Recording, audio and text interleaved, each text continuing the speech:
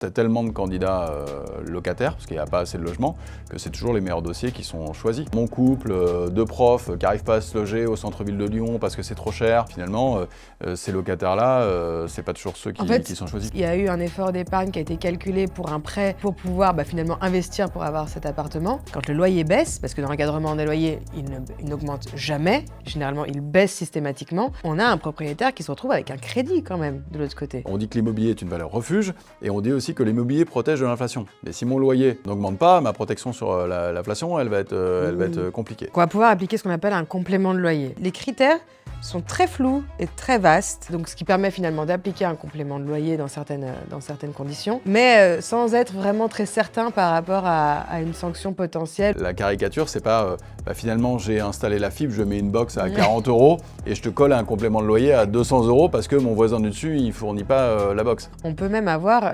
jusqu'à 5 000 € de sanctions financières pour une personne physique et 15 000 € pour une personne morale.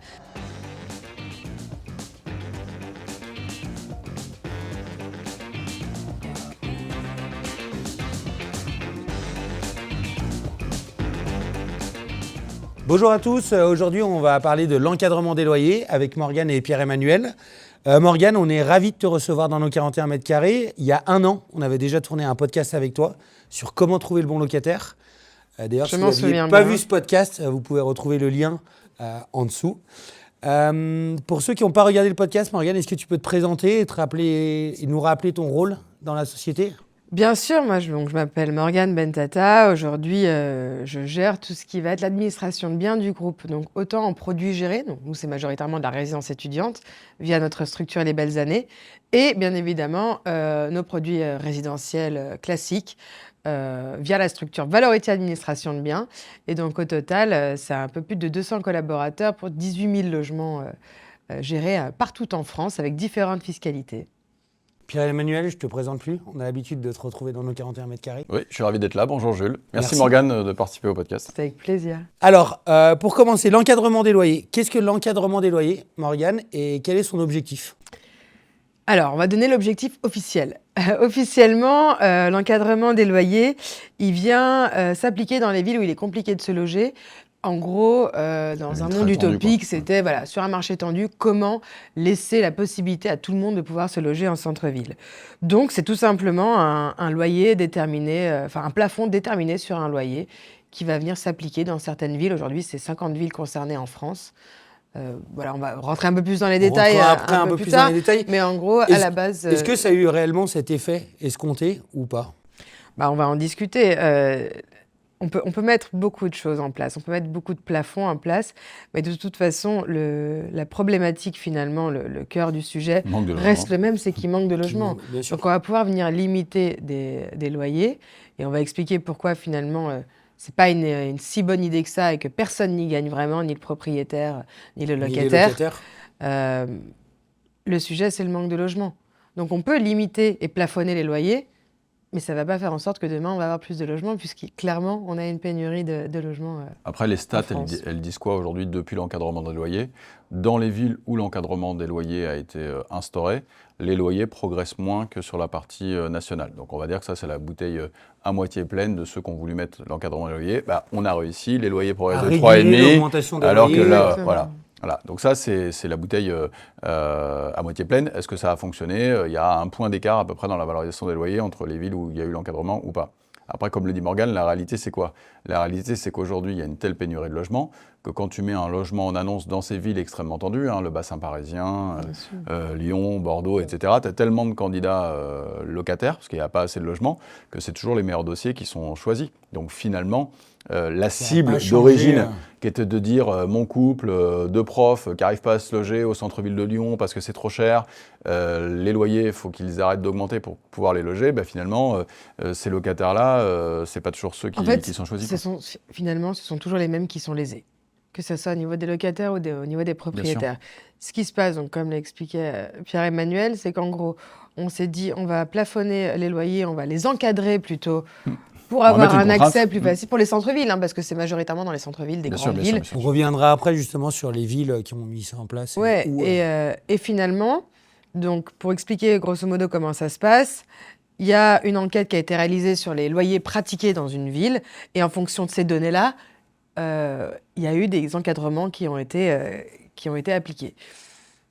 Alors, nous, en tant qu'administrateurs de biens, ce qu'il faut comprendre, que ce soit un administrateur de biens ou finalement un particulier qui gère tout seul son logement, on va se retrouver devant le même sujet finalement. On va avoir un certain nombre de dossiers locataires. On le sait que dans les grandes villes, le marché est entendu. On met une annonce, on a énormément de demandes.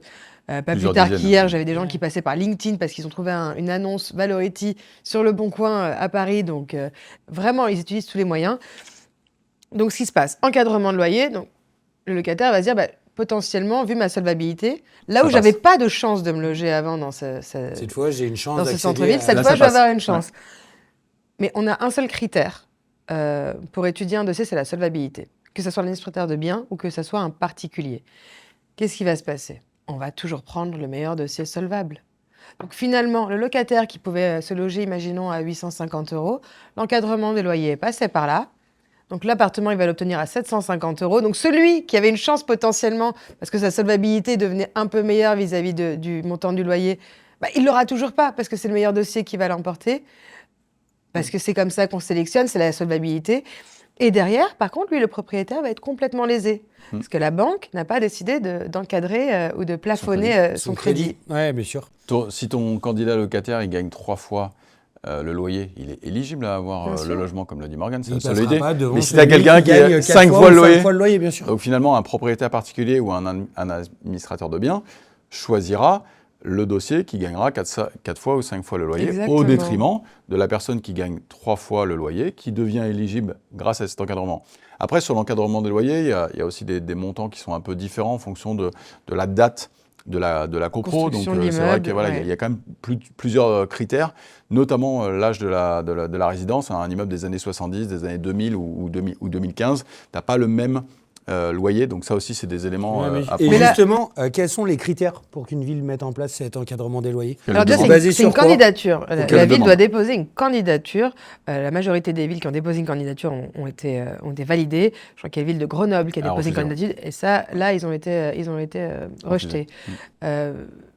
Pourquoi ? Parce que Grenoble a été considérée comme une ville non tendu en termes de logement, parce que tous les logements ont été pris en compte. Et donc, effectivement, la ville de Grenoble a une tension locative, par exemple, sur les petites surfaces, que c'est une ville étudiante importante.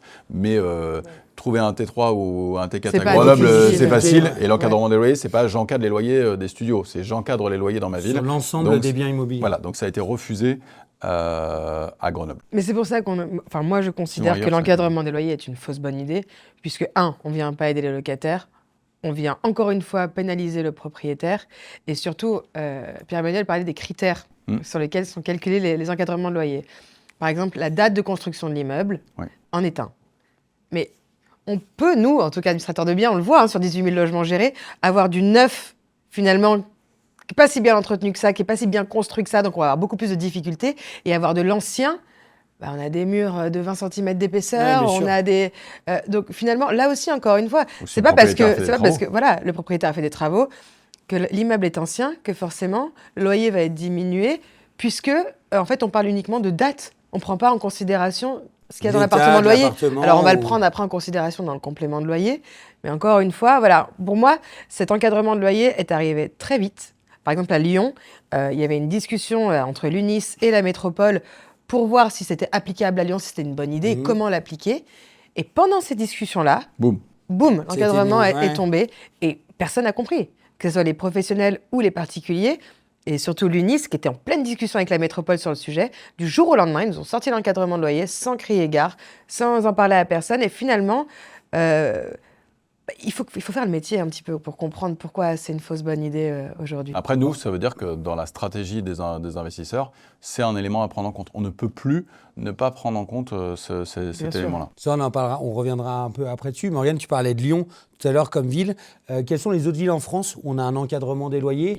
Pourquoi ça a été... Il y a une cinquantaine de villes en France, principalement autour de la région parisienne. Donc évidemment sur le Grand Paris et tout l'Est parisien. Et après toutes les grandes métropoles. Montpellier, Bordeaux, Lyon, évidemment. Dans les villes qui devraient arriver, il y a Marseille il y a l'agglomération d'Annemasse également qui a candidaté. Donc ça, c'est le bassin genevois, frontalier, etc. Effectivement, la frontière suisse, les salaires suisses, etc., font que les loyers sont très élevés dans ces communes-là. Donc voilà, donc c'est 50 villes, c'est une cinquantaine de villes en France, les agglomérations, donc principalement les très grandes villes. Et, voilà. Et de toute façon, c'est un outil pour les métropoles pour essayer de réguler un petit peu la tension locative. Enfin, ils pensent que c'est un outil pour réguler, mais finalement, on a le même pas, sujet. Puisqu'on est toujours sur le On même le voit, pénurie de logements. Les clients ne sont pas les locataires, enfin les potentiels, les candidats locataires, c'est pas qu'ils sont très exigeants sur ce qu'ils veulent, c'est qu'il n'y a pas de logement. Ils veulent simplement un toit sur leur tête.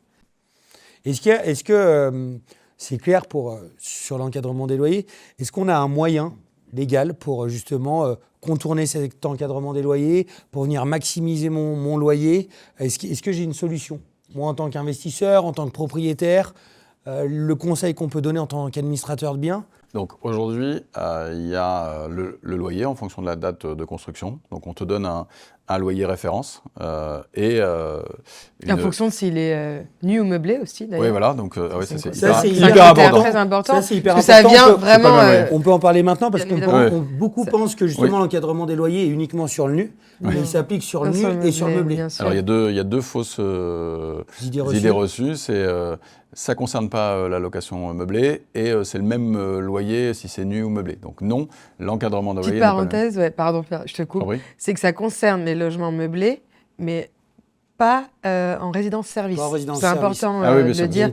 Pas en hôtellerie, pas en para-hôtellerie et pas en résidence-service. Ok. Donc c'est location effectivement à l'année, on va dire, du locataire. Il y a une différence entre le nu et le meublé et il y a une différence également sur l'année de construction. Donc on te donne un loyer référence qui peut être majoré de 20%. Il n'y a pas de critère sur la majoration de 20%, donc grosso modo tout le monde l'applique. Pourquoi? Parce que le marché, imaginons que ton T2 ait une valeur locative de marché à 700 €, ils ont mis un plafond de loyer à 600, plus 20%, et grosso modo ça colle à peu près. Donc les 20% sont systématiquement. Donc ça, c'est pas du tout contourné, maximisé, c'est la règle, etc.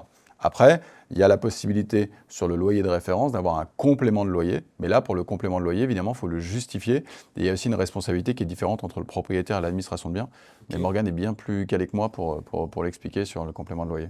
Oui, exactement. Donc, on va pouvoir appliquer ce qu'on appelle un complément de loyer. Donc, pas toujours. Pas toujours. Les critères, justement, alors, les critères sont extrêmement flous. Il n'y a pas vraiment de règles, non? Donc, on peut avoir, par exemple, une vue exceptionnelle. Okay. Donc, après, libre à chacun de considérer ce que c'est qu'une vue exceptionnelle.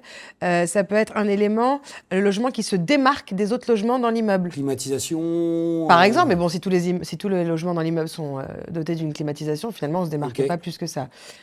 Donc, voilà. En fait, les critères sont très flous et très vastes, donc ce qui permet finalement d'appliquer un complément de loyer dans certaines conditions, mais sans être vraiment très certain par rapport à une sanction potentielle ou pas sur la légitimité du critère qui est appliqué. Ce qui fonctionne plutôt bien, qui n'est pas remis en cause, c'est l'extérieur. C'est-à-dire le fait d'avoir un logement, donc dans une copro, tu vas avoir des logements qui ont des extérieurs, d'autres qui n'en ont pas. Donc c'est vrai que le fait d'avoir un extérieur, ça, c'est des critères qui sont importants. La vue, effectivement, quand tu es en ville et que tu as une vue très sympa entre le premier étage et le dernier étage, etc., ça, ce sont des éléments qui peuvent être exceptionnels.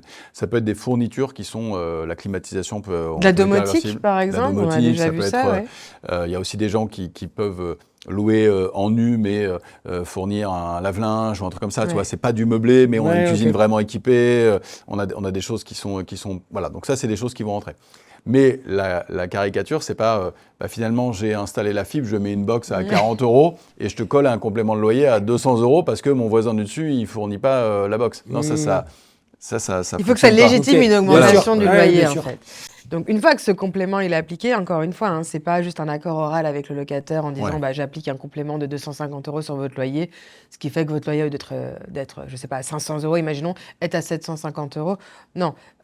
Donc, il faut bien l'inscrire au bail dans une clause, en bail d'habitation. Il faut bien le détailler. Il faut aussi qu'il soit... Donc, les raisons pour lesquelles, justement, j'applique cette... Le montant et les raisons. OK. Le montant, très important, et les raisons. Mais avant même de l'inscrire au bail, il faut qu'il soit inscrit dans l'annonce de publicité. C'est-à-dire qu'une ville sous le loyer plus son complément de loyer dans l'annonce. Exactement. Okay. C'est obligatoire. Oui, alors chez particulier, c'est la même obligation, mais bon, après, c'est pour ça qu'à chaque fois, on dit passer par un professionnel. Mais c'est une obligation pour le particulier, pour le bailleur, tout simplement. Donc, là-dessus, il faut le mettre dans l'annonce, il faut bien le mettre dans le bail, mais même une fois qu'il est inscrit au bail et que le bail a été contresigné par le locataire, il peut être contesté. Bien sûr. Le locataire dispose de 3 mois de délai pour contester un complément de loyer. S'il considère qu'un habitant... Après signature, Après de son bail signature, il y a 3 Ok. mois sur lesquels le locataire peut contester l'application du complément de loyer s'il considère finalement vivant dans l'appartement que le que la vue complément n'est pas exceptionnelle légitime. sur les poubelles, au final, il trouve que les Exactement, poubelles sont pas exceptionnelles. Quoi. Ou l'exemple que tu prenais, je paye un complément de loyer parce que j'ai la clim. Mais attends, tous les apparts, la copro, ils ont la clim. Donc en fait, mon voisin du dessus, il a la clim aussi. Ou si Donc, la clim ne fonctionne pas, hein, parce qu'installer un bloc clim, non mais on rigole à moitié, mais installer un complément, enfin mettre un complément de loyer par exemple pour une clim, mais la clim ça fait 2 ans qu'elle fonctionne pas, vous êtes sûr et certain que vous allez vous faire retoquer au bout d'un moment. Mais l'idée, c'est important aussi que les gens qui nous écoutent le comprennent, c'est que le professionnel va déterminer avec le propriétaire la valeur locative, le complément de loyer, mais c'est pas parce que le locataire signe le bail avec 600 € de loyer, 200 € de complément de loyer, qu'il donne son accord. Il donne son accord pour prendre le logement, mais il a 3 mois pour le contester. Et donc s'il le conteste et qu'il a gain de cause, évidemment, le loyer sera revu à la baisse. Ouais, alors exactement, quels sont finalement les risques d'une contestation? C'est exactement ce que j'allais demander, Morgane. C'est pour un propriétaire, quel est son risque? Et je suppose que ça, c'est quelque chose qu'il faut prendre en compte aussi pour un investisseur. Oui. Donc, Bien sûr. d'abord, toi, peut-être, Morgane, Déjà, sur nous, les en tant risques, qu'administrateur de biens, dans nos devoirs de conseil, on explique les risques au propriétaire s'il décide d'appliquer un complément de loyer.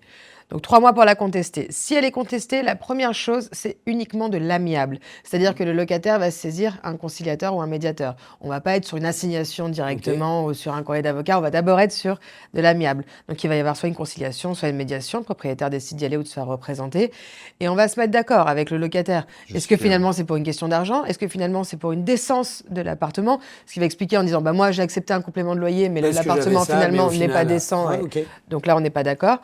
Donc, ce qui se passe, soit il y a un accord qui est mis en place et on va protocoler l'accord entre le propriétaire et le locataire en disant, bon, finalement, le complément de loyer, c'était pas 200, mais c'était plutôt 100. Donc, on va se mettre d'accord. Le propriétaire va rembourser la différence au locataire. Donc, c'est rétroactif sur... Rétroactif depuis la signature du bail. Donc, Ok. c'est-à-dire depuis le versement du premier euro du premier loyer. Ok. Là, ça va être la première conséquence. Ou alors, on n'arrive pas à trouver finalement un accord, la conciliation, la médiation n'aboutit pas. Dans ces cas-là, il va y avoir une assignation. Et alors, c'est très rare encore aujourd'hui, mais l'assignation, ce qui va se passer, c'est que le tribunal va donner raison au locataire. Donc, le propriétaire va devoir indemniser l'intégralité finalement des compléments de loyer. Et Les frais de justice, l'article 700, mais surtout, il y a une sanction financière de 5 000 € pour une personne physique et 15 000 € pour une personne morale. Donc, au-delà du remboursement finalement et de l'article 700, on peut même avoir jusqu'à 5 000 € de sanctions financières pour une personne physique et 15 000 € pour une personne morale. C'est pour ça qu'il est très très important quand il y a une médiation ou une conciliation suite à une contestation d'encadrement de loyer ou de complément plutôt, il faut s'y rendre. Il faut y aller. Parce que derrière, l'assignation donnera forcément lieu à une sanction. Ce qui est important, c'est que si tu regardes, les choses se règlent aujourd'hui sur ce premier niveau d'amiable. On n'est pas d'accord sur le complément de loyer, on trouve un terrain d'entente. Des décisions de justice qui condamnent le propriétaire, il y en a très peu. Mais en fait, c'est parce que tout simplement, ça ne va pas jusque-là. Il y a plusieurs points. C'est que souvent, les gens confondent le fait qu'ils s'aperçoivent qu'ils payent un loyer qui est au-dessus de l'encadrement. Donc, ils vont solliciter leur administrateur de biens ou leur propriétaire en disant « je ne comprends pas, je paye trop cher mon loyer ». Mais ton bail, il a 1 an et demi ou il a 2 ans, ou c'était avant l'encadrement des loyers. Si tu es en cours de bail, ça ne fonctionne pas. C'est vraiment le nouveau locataire qui considère dans les 3 mois. Dans les 3 mois. Donc, si ça fait 6 mois qu'il est là et qu'il conteste, ça ne fonctionne pas non plus. Donc voilà, c'est juste le fait qu'il a accepté un complément de loyer. Comme le dit Morgane, il s'aperçoit ou en tous les cas que le complément de loyer, selon lui, n'est pas justifié. Donc ça, c'est des choses qui sont importantes à prendre en compte. Mais on ne va pas avoir des unes de journaux en disant l'année dernière, 20 000 loyers retoqués, la justice a condamné 2 000 propriétaires. Non, ça ne va pas. Alors on n'a pas des unes de journaux, mais on a des panneaux 4x4 à l'entrée des villes qui incitent les locataires à vérifier leur loyer. À vérifier leur loyer. Ouais, à vérifier leur loyer. Il faut savoir que, moi je voudrais quand même mettre un bémol, le propriétaire n'est pas forcément... le méchant personnage véreux qui cherche uniquement à s'enrichir. C'est que dans la mise en place de l'encadrement des loyers, le propriétaire est vraiment lésé. Parce que là où il y a eu un effort d'épargne qui a été calculé pour un prêt pour pouvoir finalement investir pour avoir cet appartement, quand le loyer baisse, parce que dans l'encadrement des loyers, il n'augmente jamais, généralement il baisse systématiquement, on a un propriétaire qui se retrouve avec un crédit quand même de l'autre côté. Bien sûr. Et là, il n'y a personne qui est venu indemniser, comme je l'ai dit tout à l'heure, encadrer ou plafonner son crédit. Et c'est là aussi où c'est important de regarder quand on accompagne justement des investisseurs sur où est-ce qu'ils achètent, est-ce qu'il y a l'encadrement des loyers. Et en tous les cas, nous, ça véritablement, c'est désormais un élément à prendre en compte de façon très très importante. Parce qu'aujourd'hui, nous, on est là pour conseiller les investisseurs sur c'est quoi le bon investissement. Et comme l'a dit Morgane tout à l'heure, les villes où l'encadrement du loyer a été mis en place, ce sont des villes qui sont extrêmement tendues. Oui. Donc moi, investisseur, je préfère investir dans une ville sur laquelle je suis certain de trouver un locataire. Et voilà, un peu mon coffre-fort. On dit que l'immobilier est une valeur refuge et on dit aussi que l'immobilier protège de l'inflation. Mais si mon loyer n'augmente pas, ma protection sur l'inflation, elle va être compliquée. Donc ça, c'est un élément qui est à prendre en compte. Donc ça veut dire que nous, en tant que conseil, ça change quoi? Ça change aujourd'hui, nous, la stratégie qu'on a chez Maslow, c'est de se dire quel est le marché locatif sur la ville qui a l'encadrement des loyers et comment je peux profiter de ce marché-là en évitant l'encadrement des loyers. Donc ça veut dire que je vais prendre une ville, Bordeaux, ou je vais prendre une ville, Lyon. Je ne vais plus faire investir mes investisseurs dans les centres-villes, mais je vais regarder dans l'agglomération, la connectivité, le montant des loyers, parce que si tu fais 5 ou 10 km, tu ne vas pas perdre 200 € de loyer sur un T2, ce n'est pas la réalité. Pour dire, voilà, là on profite du bassin économique, des transports, de la dynamique de la ville, mais on évite l'encadrement. Donc ça, c'est parce que, comme l'a aussi dit Morgane tout à l'heure, on va confier le bien à un administrateur de biens. Mon loyer, il va être à 600 €. Je mets un complément de loyer de 200 €. Il y a une contestation du locataire. Celui qui va être responsable, baisser le loyer, ça, c'est le propriétaire.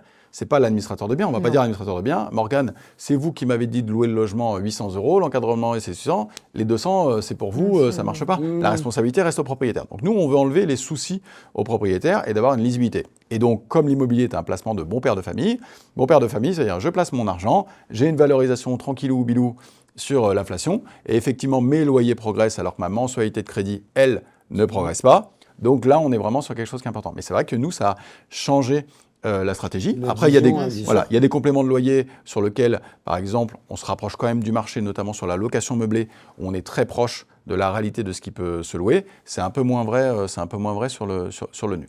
Là où nous, on peut vraiment avoir une problématique forte, où les investisseurs peuvent avoir une problématique forte, c'est celui qui a investi il y a 5 ans, il y a 6 ans, il y a 7 ans, il y a 8 ans. Il a son loyer, tout roule, son locataire s'en va. Son administrateur de biens lui dit votre loyer à 840, maintenant c'est 640. Alors là, il fait une crise cardiaque. Voilà, il peut tenir responsable l'administrateur de biens. Donc il faut donner beaucoup de sens, expliquer. Les gens ignorent souvent comment ça se passe. Ça nous arrive encore tous les jours aujourd'hui. On a énormément. Notre siège est à Lyon, donc notre portefeuille historique est à Lyon, donc on gère beaucoup de logements à Lyon.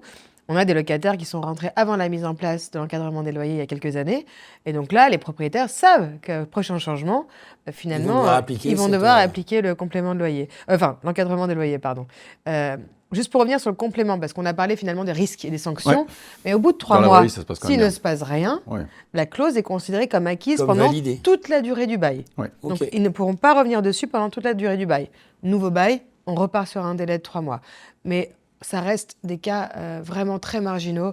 Les locataires sont ravis d'avoir un logement. Ils comprennent souvent aussi la position du propriétaire et un loyer de marché, parce qu'on n'est pas dans des loyers qui sont surévalués. C'est pas les loyers, je mets 700 € de loyer, 700 € de complément de loyer, et mon truc il passe à 1400 € sur une valeur à 800, c'est pas ça l'idée. On est à 100 € en moyenne de complément de loyer.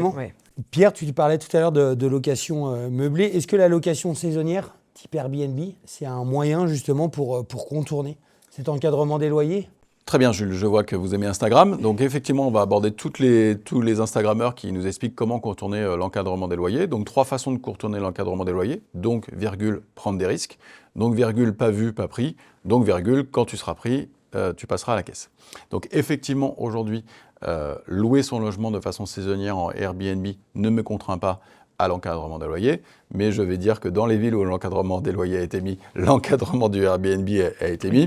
Alors, je vais reprendre l'exemple de Morgane à Lyon. Si tu loues un appartement Airbnb, je te rappelle que tu dois en fournir un à l'année de même surface et de même qualité pour pouvoir l'avoir, que tu as besoin évidemment d'un agrément et que ça va encore se resserrer. Mais pour répondre très clairement à ta question, non, la location Airbnb ne t'oblige pas à avoir l'encadrement de loyer. Fausse bonne idée par contre, parce que je prends un risque quand même qui est élevé sur... Mais là, et puis je crois que l'actualité de fin 2024 avec la fiscalité sur le Airbnb, l'accord nécessaire désormais des copropriétés, le pouvoir donné aux maires de limiter, machin, etc. Je veux dire, aujourd'hui, le risque, il est évidemment encore plus important. Okay. Donc ceux qui ont déjà un Airbnb vont voir le scénario un peu changer. Ceux qui n'ont pas encore de Airbnb et qui envisagent de faire ça, là, ça va être de façon plus complexe. Ensuite, il y a 2 autres moyens de contourner l'encadrement des loyers selon Instagram. Il y a le bail mobilité et le bail civil. Le bail civil, c'est grosso modo, je vais être caricatural et je m'excuse pour les Instagrammeurs, mais c'est je vais déclarer que je ne loue pas le logement en résidence principale, mais c'est ma résidence secondaire. Donc comme c'est ma résidence secondaire, je vais faire un bail civil, et un bail civil n'est pas contraint de loyer. Mais grosso modo, c'est mon logement ou c'est pas mon logement. Donc non, Jules, je vais louer le logement que tu me proposes en résidence secondaire, et on va signer un bail civil. Donc ça, c'est la mode sur Instagram en ce moment. Et la deuxième chose, c'est le bail mobilité, puisque le bail mobilité, c'est quelque chose qui est limité dans le temps. C'est souvent pour, je vais prendre des exemples d'alternants ou de stages. Enfin, tu connais ça mieux que moi. Il peut y avoir plein de conditions différentes pour faire un bail mobilité. En fait, c'est juste que les critères dans le bail vont être différents. Et voilà. Donc ça, c'est aussi un autre critère. Nous, le bail mobilité, c'est plutôt des choses qui vont être intéressantes pour nous sur des villes. J'aime bien prendre l'exemple de Nice, où on te permet de louer ton logement pendant 9 mois à un étudiant en passant par le Crous, et auquel cas, la mairie t'autorise à louer ton logement en juin, juillet, août de façon saisonnière, alors que c'est plus le cas dans d'autres façons. Donc voilà, ça c'est une petite niche qui peut exister, mais ça dépend vraiment des villes et du marché. Donc aujourd'hui, il faut respecter les règles. Quand on ne les respecte pas, c'est pas vu, pas pris. Si je roule à 150 et qu'il n'y a pas de radar, je vais arriver plus vite que sur la 150. Il y a une autre idée reçue aussi, certains ont même créé des sociétés à partir de cette idée reçue, c'est de te dire, je vais acheter un T4, je vais faire des colocs et du coup, je vais passer outre l'encadrement de loyer. Ouais. C'est complètement faux. C'est la somme de tous les loyers du logement qui va être retenu pour voir si on dépasse ou pas l'encadrement de loyer. Donc se dire, j'ai un encadrement de loyer à 1 000 € sur mon T3, mais sur mon T4, mais je vais louer 3 chambres à 500 €, du coup, je serai tranquille, c'est faux. C'est absolument faux, c'est complètement faux. C'est pas parce qu'on a 3 baux d'habitation différents qu'on va réussir à contourner l'encadrement de loyer de cette façon. Ouais, parce que c'est vraiment... On parlait des Instagrammeurs, il y a des gens qui ont créé des sociétés pour ça, en disant on va racheter on va vendre des appartements qu'on aura refait spécial type coloc, et comme ça on va... C'est une énorme bêtise puisque... T'as raison, parce que la conséquence que l'on voit, c'est qu'avant, la colocation, qui est une idée qui peut être intéressante, était sur les grandes surfaces. Oui. T4, T5, on voyait des appartements de 80, 90, plus de 100 mètres carrés. Et maintenant, pour contourner effectivement l'encadrement de loyer, j'ai un T3, 2 chambres, on se retrouve avec des colocations de 2 chambres. Alors peut-être qu'à l'usage, ça peut être sympa, j'ai qu'un seul colocataire, etc. Mais c'était chose pour dire, tiens, je vais louer mes 2 chambres 500 €, ça fait 1 000 €. Voilà, mais j'ai mes 2 baux, etc. à 1 000 €. Ouais, mais c'est ton encadrement de loyer, il est à 700, il est à 700 sur ton T3. Et ça, c'est important parce qu'on on voit plein de colocs qui ont diminué en termes de taille. Comment rentabiliser, faites de la coloc, louer. On voit beaucoup de choses aussi sur les réseaux. Bien sûr. Ok, le locataire, pour vérifier s'il est au bon loyer, si son loyer est plafonné correctement. Les métropoles ont mis en place des simulateurs très très performants. Tu tapes ton adresse, tu donnes l'âge. Adresse complète, année de construction. Année de construction, on te dit voilà le loyer à respecter et les 20% de plus ou pas. Ok, donc très bien. Et côté propriétaire, justement, est-ce que ça a changé quelque chose sur comment est-ce que je peux réévaluer mon loyer? Quand est-ce que je peux le réévaluer? Quels sont les critères pour le réévaluer? Est-ce que ça est venu modifier ces règles ou pas du tout? Non, pas. La façon de réévaluer un loyer reste la même. Soit il y a des travaux qui nous permettent d'augmenter le loyer, qui justifient une augmentation, soit on est tout simplement à la révision de loyer pour un bail d'habitation loi 89 à l'IRL, l'indice de révision des loyers. Et donc, on réévalue le loyer de façon naturelle IRL pendant la durée du bail. Et s'il y a une augmentation de loyer, etc., c'est à la sortie du bail en cas de changement de locataire. Voilà, par exemple, tu as raison, si on a fait des travaux, si on a mis des choses comme ça dedans. Ok, parfait. Merci à tous les deux, en tout cas, pour ce podcast. Merci Morgane.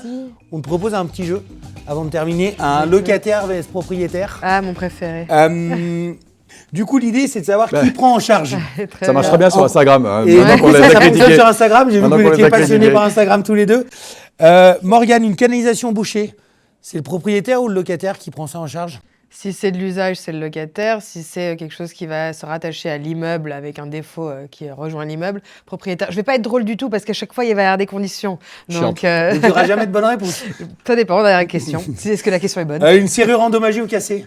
Pareil, de l'usage, ça va plutôt être de l'usure, le propriétaire. De défaut d'usage, locataire. Locataire. Réparation d'un radiateur? Toujours la même chose. Très bien. Punaises de lit, c'est à la mode, le traitement des punaises de lit. On va être sur du locataire. Ça, c'est le locataire? Ouais, généralement, oui. Alors, à part si le locataire vient d'entrer dans l'appartement et qu'il constate tout de suite qu'il y a des punaises de lit, bon, on ne peut pas dire que c'est de sa faute. Mais si le locataire est là depuis 4 ans et que d'un coup, il appelle son propriétaire en disant « j'ai des punaises de lit », a priori, c'est lui qui habite à dedans. qui la faute, ouais. Ok. Rénovation des peintures de l'appartement? Alors pareil, vétusté, donc si les peintures ont été faites il y a 5 ans, le propriétaire peut être tenu de les remettre 5-7 ans, de les remettre à neuf. Mais par contre, le locataire rentre dans un appartement, les peintures viennent d'être refaites, il en sort 2 ans après et elles sont jaunies, je sais pas, par le tabac par exemple, des choses comme ça. Là, charge locative. Locataire. Comme les joints de salle de bain, typiquement. Systématiquement charge locative, puisque les joints de salle de bain doivent être changés 1 fois par an. Faites-le, ça évite les infiltrations. Les infiltrations, c'est un dégât des eaux. Et quand il y a de l'eau, c'est long. C'est long, c'est très très long. Et on en parlait tout à l'heure justement sur les espaces extérieurs qui pouvaient justifier un complément de revenu.